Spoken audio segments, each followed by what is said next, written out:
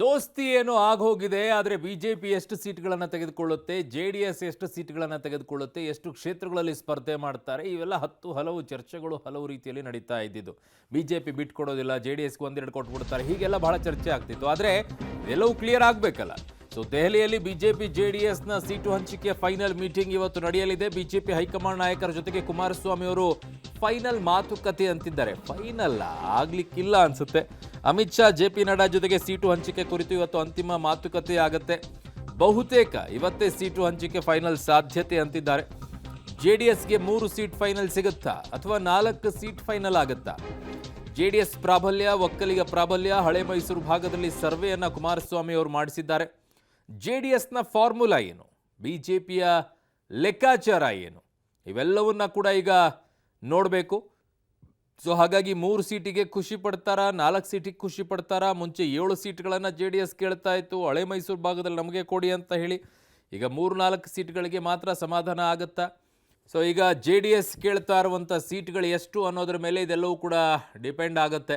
So ಏನೆಲ್ಲ ಇದೆ formula 1 ಈ ರೀತಿಯಾಗಿದೆ. 22 ಪ್ಲಸ್ ಫಾರ್ಮುಲಾ 1 25 ಪ್ಲಸ್ 3 ಕ್ಷೇತ್ರಗಳು, ಬಿಜೆಪಿ 25, 3 ಜೆಡಿಎಸ್. ಸೊ ಇದು ಅವರ ಲೆಕ್ಕಾಚಾರ ಇದ್ದಂಗಿದೆ ಅದರಲ್ಲಿ. ಸೊ ಇದು ಮೊದಲನೆಯ ಬಿಜೆಪಿ ಲೆಕ್ಕಾಚಾರದ ಸೂತ್ರ. ಫಾರ್ಮುಲಾ 2 24 ಪ್ಲಸ್ 4 ಸೂತ್ರ. ಬಿಜೆಪಿ 24 ಸೀಟ್ಗಳಲ್ಲಿ ಸ್ಪರ್ಧೆ ಮಾಡಿದರೆ ಜೆಡಿಎಸ್ಗೆ 4 ಸೀಟ್ಗಳನ್ನು ಬಿಟ್ಕೊಡುವಂತಹ ಲೆಕ್ಕಾಚಾರ. ಸೊ ಫಾರ್ಮುಲಾ ಈ ರೀತಿಯಾಗಿದೆ. ಇನ್ನೊಂದು ಫಾರ್ಮುಲಾ ಆದರೆ ಆಗಬಹುದು ಅಂತ ಹೇಳ್ತಾ ಇದ್ದಾರೆ, ಅದು 3ನೆಯ ಫಾರ್ಮುಲಾ. ಆ ನಂಬರ್ಸ್ಗಳು ಒಂದಿಷ್ಟು ಸಮಾಧಾನ ತರಬಹುದೇನೋ ಜೆಡಿಎಸ್ಗೆ. ಕಾರಣ 3-4 ಸಾಕ ಅನ್ನುವಂಥ ಲೆಕ್ಕಾಚಾರಗಳು. ಅದೇನು ಅಂತಂದರೆ, ಸೊ ಜೆಡಿಎಸ್ ಸೂತ್ರ ಈ ರೀತಿಯಾಗಿದೆ. 1ನೇ ಸೂತ್ರದ ಪ್ರಕಾರ 22 ಪ್ಲಸ್ 6 ಜೆಡಿಎಸ್ 6 ಸೀಟ್ಗಳಲ್ಲಿ ಸ್ಪರ್ಧೆ ಮಾಡೋದು. ಹಳೆ ಮೈಸೂರು ಭಾಗದ 6 ಕ್ಷೇತ್ರಗಳಲ್ಲಿ ಪ್ರಾಬಲ್ಯವನ್ನು ಹಿಡ್ಕೊಂಡಿದೆ ಅಂಥೇಳಿ ಅವರ ಲೆಕ್ಕಾಚಾರ. ಅಟ್ಲೀಸ್ಟ್ 6 ಆಗದೇ ಇದ್ರೂ 5 ಆದರೂ ನಮಗೆ ಬೇಕು ಅನ್ನುವಂಥದ್ದು ಜೆಡಿಎಸ್ನ ಲೆಕ್ಕಾಚಾರ. 23 ನೀವು ಸ್ಪರ್ಧೆ ಮಾಡಿ, 5ರಲ್ಲಿ ನಾವು ಸ್ಪರ್ಧೆ ಮಾಡ್ತೀವಿ ಅನ್ನುವಂಥ ಲೆಕ್ಕಾಚಾರ. ಬಟ್ ಹೈಕಮಾಂಡ್ ಯಾವುದಕ್ಕೆ ಸೂಚನೆಯನ್ನು ಕೊಡುತ್ತೆ, ಎಷ್ಟಕ್ಕೆ ಒಪ್ಕೊಳ್ಳುತ್ತೆ, ಯಾವುದು ಫೈನಲ್ ಆಗುತ್ತೆ ಅನ್ನೋದು. ಇನ್ನೊಂದು, ನಿಮಗೆ 6 ಕೊಡೋಕ್ಕಾಗಿಲ್ಲ, 5 ಕೊಡೋಕ್ಕಾಗಿಲ್ಲ ಅಂತಂದರೂ ಅಟ್ಲೀಸ್ಟ್ 4ಕ್ಕಾದರೂ ಬರ್ಬೋದು ಅಂತ ಜೆಡಿಎಸ್ ಸೂತ್ರ. ಅದು ಬಿಜೆಪಿ ಸೂತ್ರದಲ್ಲೂ ಕೂಡ ಆ ನಂಬರ್ಸ್ಗಳು ಕಾಣಿಸಿಕೊಳ್ತಾ ಇದೆ. ಸೊ ಹಾಗಾಗಿ ಯಾವ್ಯಾವ ಕ್ಷೇತ್ರಗಳಲ್ಲಿ ಜೆಡಿಎಸ್ನ ಡಿಮ್ಯಾಂಡ್ ಇದೆ? ಅಫ್ಕೋರ್ಸ್ ಹಳೆ ಮೈಸೂರು ಭಾಗದಲ್ಲೇ, ಅದು ಮಂಡ್ಯ, ಡೌಟೇ ಇಲ್ಲ ಅದರಲ್ಲಿ. Hassan, no doubt. Kolar, Chikkaballapur. Kolar BJP ಬಿಟ್ಕೊಡುತ್ತಾ ಅನ್ನುವಂಥದ್ದನ್ನು ನೋಡಬೇಕು. ಕಾರಣ ಹಾಲಿ ಸಂಸದರಲ್ಲಿರೋದ್ರಿಂದ ಏನಾಗುತ್ತೆ ಅಂಥೇಳಿ. ಚಿಕ್ಕಬಳ್ಳಾಪುರದಲ್ಲಿ ಬಿಜೆಪಿಗೆ ಈಗ ಲೆಕ್ಕಾಚಾರಗಳು ಹಲವು ರೀತಿಯಲ್ಲಿದೆ. ಹಾಗಾಗಿ ಚಿಕ್ಕಬಳ್ಳಾಪುರದನ್ನು ಬಿಟ್ಕೊಡಲ್ವಾ ಅಂತ ಹೇಳಿ ಕಾರಣ ಅಲ್ಲಿ ಇನ್ನೂ ಕೇಳ್ತಾ ಇದ್ದಾರೆ. ಬೆಂಗಳೂರು ಗ್ರಾಮಾಂತರ ಕೊಡಬಹುದು, ಬೆಂಗಳೂರು ಗ್ರಾಮಾಂತರ. ಬಟ್ ಬಿಜೆಪಿಯಲ್ಲೂ ಕೂಡ ಕಳೆದ ಬಾರಿ ಸ್ಪರ್ಧೆ ಮಾಡಿದಂಥ ಅಭ್ಯರ್ಥಿ 1 ಲಕ್ಷ ಮತಗಳಿಂದ ಮಾತ್ರ ಸೋತಿರೋರು. ಸೊ ಬೆಂಗಳೂರು ಉತ್ತರವನ್ನು ಕೂಡ ಜೆಡಿಎಸ್ನವರು ಕೇಳ್ತಾ ಇದ್ದಾರೆ ಅಂತ ಹೇಳಿ.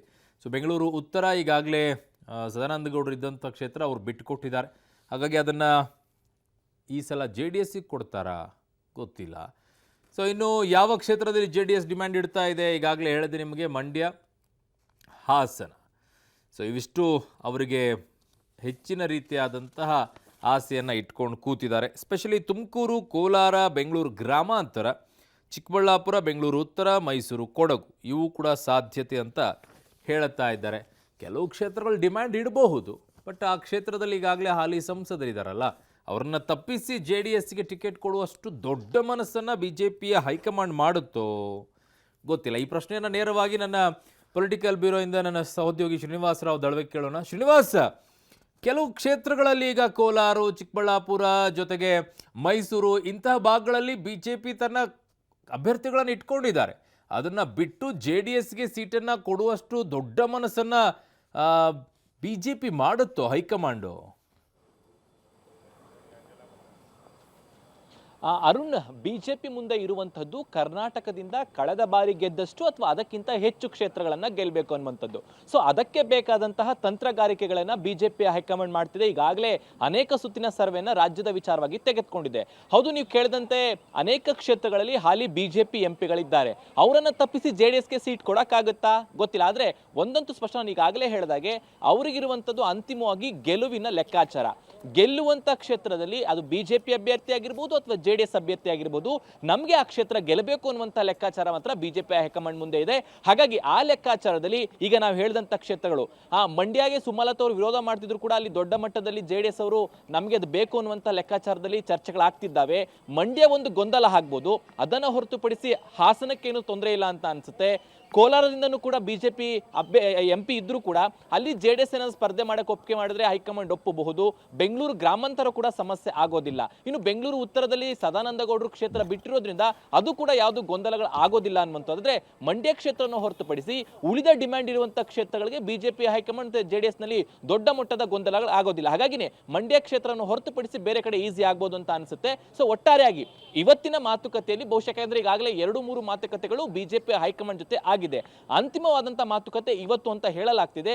ಅಲ್ಲಿ ಎಷ್ಟು ಸೀಟು ಅನ್ನುವಂಥದ್ದು, ಜೆಡಿಎಸ್ ಏನು 5-6 ಕ್ಷೇತ್ರ ಬೇಕು ಅನ್ನುವಂತಹ ಡಿಮ್ಯಾಂಡ್ ಅನ್ನ ಮಾಡಿದೆ. ಆದ್ರೆ ಬಿಜೆಪಿ ಹೈಕಮಾಂಡ್ ಎಷ್ಟು ಕ್ಷೇತ್ರಗಳನ್ನ ಕೊಡಬಹುದು ಅನ್ನುವಂಥದ್ದು ಚರ್ಚೆ.